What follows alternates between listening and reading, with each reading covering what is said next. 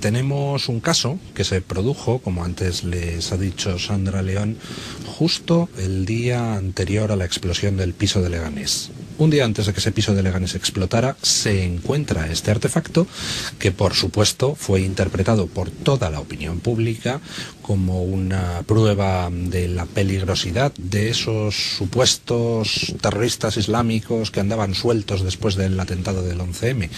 Es decir, si uno se pone en situación en aquel momento, ese atentado contra el AVE, ese falso atentado, porque esa bomba no podía haber llegado a estallar nunca, era el modo perfecto de crear la sensación de psicosis necesaria como para que al día siguiente aquel episodio de Leganés fuera recibido por la opinión pública pues con la naturalidad de quien no espera de unos terroristas islámicos otra cosa que muerte y destrucción.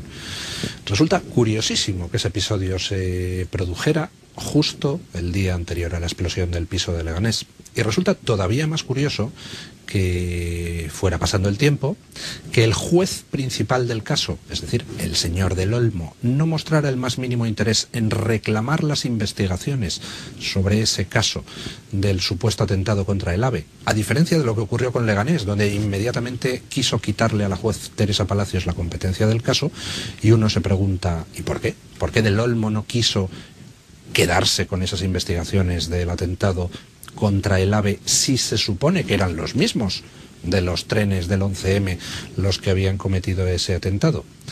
¿Cómo es posible que esas investigaciones, si es que eran los mismos, no llegaran a pasar nunca de la fase de diligencias previas? Para los que no sepan de ustedes qué significa eso, pues entre otras cosas significa que al no haberse abierto sumario, nadie, ni acusaciones, ni defensas de ningún tipo, tuvieron la oportunidad de personarse en esas investigaciones, de conocer qué era lo que se estaba investigando, de pedir al juez que pidiera a la policía determinados informes o determinadas investigaciones adicionales, con lo cual durante 4 años las investigaciones sobre ese atentado contra el AVE han estado pues envueltas en el silencio, y ahora nos enteramos varios meses después de que el 21 de diciembre de 2007 la Fiscalía solicitó que se archivaran esas investigaciones por falta de autor conocido. O sea, que los que intentaron atentar contra el AVE no tenían nada que ver con todos estos que hemos juzgado por el 11M. ¿Y entonces quién intentó atentar contra el AVE? Pues ya saben ustedes, al baúl de los misterios de la historia. Su utilización. Resulta que aparece en esa pericial de explosivos DNT, que no forma parte del agomado seco, y esa misma tarde, por una casualidad del destino, pues las cámaras que el juez Gómez Bermúdez había ordenado poner para grabar la pericial, pues dejaron de grabar por un apagón, porque ya saben ustedes que, hombre, ¿para qué vamos a gastarnos en los centros oficiales dinero en sistemas de alimentación ininterrumpida? Qué tontería, total, para grabar una prueba pericial que luego nadie va a poder ver, porque habrán oído ustedes al señor Gómez Bermúdez diciendo que esa prueba pericial la ordenó grabar para la posteridad, pero debe de ser para la posteridad de dentro de muchos siglos, porque para esta posteridad inmediata, pues de entrada ha negado a las partes que se lo han solicitado una copia de esas grabaciones. Copia de esas grabaciones que, entre otras cosas, serviría para ver pues cómo fue la reacción de los peritos oficiales cuando se produjeron determinadas circunstancias en aquellas pruebas, y cómo a los peritos de parte se les denegaron determinadas cosas que solicitaron. Por ejemplo, analizar ese almacén de los TEDx donde nos dicen que se contaminaron las muestras por arte de Birli Berloque. Atentos al detalle. El policía nacional o ex policía nacional Ayman Mausili Kalaji dice que el día 15 de marzo, el día anterior a él prestar declaración formal ante sus compañeros de la policía, se le presentaron 2 compañeros en su tienda, una inspectora rubia, para más señas, y un subinspector. Y se le presentaron con datos de un email completo y parte de otro email. Pero esos datos, ¿en qué consistían? Pues en lo que consistían era en 2 fotocopias de 2 fotografías. En una de ellas se veía pues esa famosa carcasa del teléfono de Vallecas. Y la otra era una fotografía de un trozo de móvil quemado, donde se veía parte del email, concretamente la parte final de ese email, según el propio Kalaji nos confirmó.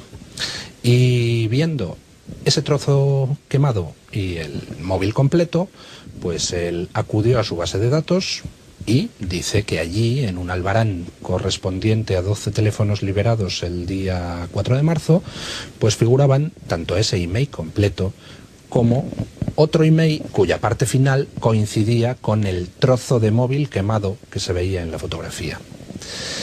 Pues solo hay 2 opciones.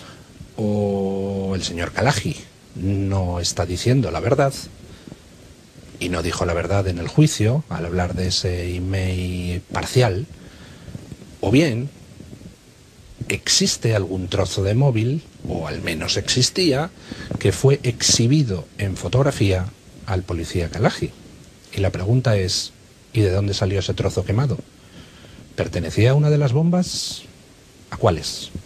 ¿A alguna de las 10 que estallaron en los trenes? ¿Pertenecía a alguna de las 2 que los TEDx encontraron en las estaciones y detonaron in situ? ¿O no pertenecía a nada de eso y simplemente le contaron un camelo al señor Kalaji? Si de verdad existía un trozo de móvil quemado, ¿por qué no se ha aportado esa información al sumario? ¿Por qué no se ha dado ese trozo de móvil a los peritos que han hecho una prueba pericial de explosivos? ¿Se hizo un análisis de ese trozo de móvil quemado? ¿O es que no pertenecía a nada de los trenes y pertenece a alguna otra explosión? Pues son preguntas que nos gustaría que alguien respondiera. Más que nada porque, desde luego, lo que es completamente inverosímil es que en 12 explosiones, 2 de ellas controladas, nadie recogiera ningún resto de nada. Es decir, nadie recogiera ningún resto de plástico o de metal con el que poder determinar qué detonador se utilizó. Que nadie recogiera pues un resto de un iniciador, por ejemplo de un temporizador o de un móvil o de lo que quiera que se utilizara para hacer que esas bombas estallaran. Eso es inverosímil. Aquel día se recogieron centenares y centenares de restos en 12 focos de explosión. Y esos restos fueron llevados a la sede central de los TEDx. Y de hecho, en el juicio, pues nos detallaron el procedimiento de cribado de esos restos, cómo iban pasando por niveles donde se iban descartando los que no tenían nada. ¿Qué pasa? ¿Descartaron todos? ¿Solo dejaron los 3 clavos y medio que han dado para las pruebas periciales? ¿Todo lo demás fue a la basura? ¿O todo lo demás quedó arrumbado en un depósito en alguna parte de algún complejo policial, como El Mundo, el periódico El Mundo, publicó en su día? Si para quitar unas menciones a ETA, que eran una auténtica tontería, ha habido que quitar a los peritos que habían hecho el informe, mutilar el informe, cambiar el objeto del informe, cambiar los firmantes del informe, tachar con Tipex el libro de registro donde constaba a qué perito se había asignado, modificar el sobre donde se guardaba el informe. Si ha habido que hacer todo eso para una bobada, pues la pregunta efectivamente es, ¿y qué otras pruebas que no fueran una bobada no han llegado a manos del juez del Olmo? Y el tribunal ha concluido que sí, que se falsificó, que se mutiló ese informe, se alteró el libro de registro para tachar a quien se había asignado originalmente la pericia. Pero el tribunal considera, peculiar consideración, que aunque se produjo esa falsificación, no es delito.